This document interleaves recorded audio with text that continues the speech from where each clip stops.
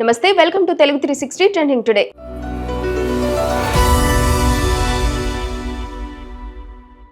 జగన్ పర్యటనకు పోలీసుల అనుమతి. వైసీపీ అధినేత జగన్ ఎల్లుండి చిత్తూరు జిల్లా బంగారుపాలెం పర్యటనకు పోలీసులు షరతులతో కూడిన అనుమతినిచ్చారు. మామిడి రైతులను పరామర్శించే మార్కెట్ యార్డ్ చిన్నది కావడంతో జగన్ తో పాటు 500 మంది మాత్రమే ఉండాలని ఆంక్షలు విధించారు. పర్యటనలో ఎలాంటి రోడ్డు ర్యాలీలు చేయకూడదని నిబంధన పెట్టారు. గత పర్యటనలో జరిగిన ఘటనలను దృష్టిలో పెట్టుకుని పోలీసులు జాగ్రత్తలు పాటిస్తున్నారు. ఉభయ గోదావరి జిల్లాల్లో మెడికల్ షాపుల్లో కొత్త దందా తెరపైకి వచ్చింది. అనుమతి లేకుండా అబార్షన్లు, అడ్డగోలుగా వయాగ్రా టాబ్లెట్లు అమ్ముతున్నారని తెలుస్తుంది. టార్గెట్ల పేరుతో ఇష్టారీతిన అమ్మకాలు జరుపుతున్నట్లు సమాచారం. తాజాగా అధికారులు మెడికల్ షాపుల్లో తనిఖీలు చేపట్టారు. అయితే ఈ టాబ్లెట్లు వాడేందుకు అనుమతి ఉండాలని, ఎక్కువగా వాడితే అనారోగ్యానికి దారితీస్తుందని వైద్యులు సూచిస్తున్నారు. యూపీలో ఝాన్సీ రైల్వే స్టేషన్ లో ఓ నిండు చూలాలికి ఆర్మీ డాక్టర్ మేజర్ రోహిత్ పురుడు పోసి మానవత్వం చాటారు. పన్వేల్ నుంచి గోరఖ్పూర్ వెళ్తున్న రైలులో గర్భిణీకి పురిటి నొప్పులు వచ్చాయి. అదే మార్గంలో హైదరాబాద్ వెళ్లే రైలు కోసం వేచి ఉన్న రోహిత్ విషయాన్ని తెలుసుకుని రైల్వే సిబ్బంది సహకారంతో ఆమెను సురక్షితంగా డెలివరీ చేశారు. అనంతరం తల్లి బిడ్డను ఆసుపత్రికి తరలించారు. దీంతో ఆర్మీ వైద్యుడిని అందరూ ప్రశంసిస్తున్నారు.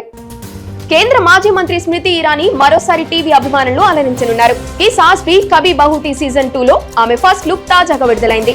25 ఏళ్ల తర్వాత ఈ షోలో తులసి ఇరానీ పాత్రలో కనిపించనున్నారు.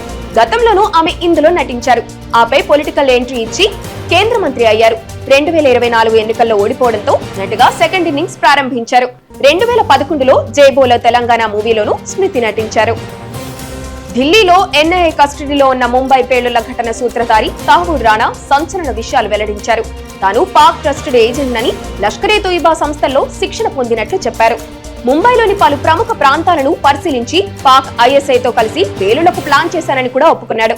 అంతకుముందు గల్ఫ్ వార్ సమయంలో పాక్ ఆర్మీ తనను సౌదీకి పంపిందన్నారు. కాగా రానాను యుఎస్ నుంచి తీసుకొచ్చి విచారిస్తున్న విషయం తెలిసిందే. అమరావతి క్వాంటమ్ వ్యాలీ డిక్లరేషన్ ను ఆమోదిస్తూ ప్రభుత్వం ఉత్తర్వులు జారీ చేసింది. 2035 నాటికి అమరావతిని ప్రపంచ క్వాంటమ్ కేంద్రంగా అభివృద్ధి చేయడమే దీని లక్ష్యమని తెలిపింది. దేశంలోనే అతిపెద్ద క్వాంటమ్ బెడ్ గా క్యూఇన్ చిప్ ను వచ్చే 12 నెలల్లో ఏర్పాటు చేస్తున్నట్లు వెల్లడించింది. 2026లో ప్రారంభమయ్యే అమరావతి క్వాంటమ్ అకాడమీ ద్వారా శిక్షణ, ఫెలోషిప్ అందించాలని నిర్ణయించింది. ఉత్తరప్రదేశ్ లోని బులందూర్ లో 15 అడుగుల పొడవైన కొండ చిలువను స్థానికంగా ఉన్న పిల్లలు గుర్తించారు. అటవీ శాఖ పోలీసులకు ఫిర్యాదు చేయకుండా వారే ధైర్యంగా దానిని పట్టుకున్నారు. కొండ చిలువను పట్టుకుని బలందూర్ అనుపహూర్ రహదారిపై దాదాపు 3 కిలోమీటర్లు తీసుకెళ్లి అడవిలో వదిలేశారు. అవకాశం దొరికితే మింగేసే సామర్థ్యం ఉన్న కొండ చిలువను ఎలాంటి భయం లేకుండా పిల్లలు తీసుకెళ్లడం చూసి నెటిజన్లు ఆశ్చర్యపోతున్నారు. మా దేశంలో మీరెందుకున్నారు? అమెరికన్ చదువు, ఉద్యోగాల కోసం యుఎస్ కు వెళ్లిన కొందరిని ఓ అమెరికన్ అవమానిస్తూ ఇబ్బంది పెడుతున్న వీడియోలు వైరల్ గా మారాయి.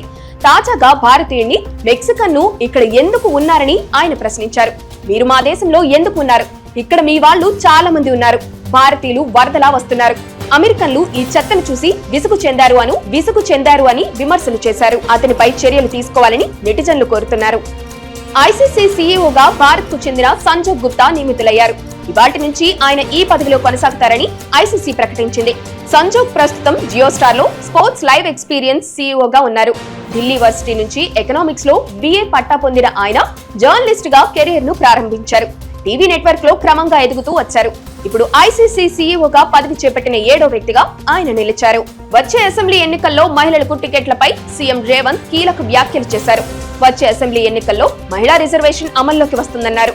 మహిళలకు 60 సీట్లు ఇచ్చే బాధ్యత తీసుకుంటా అని రేవంత్ భరోసా ఇచ్చారు.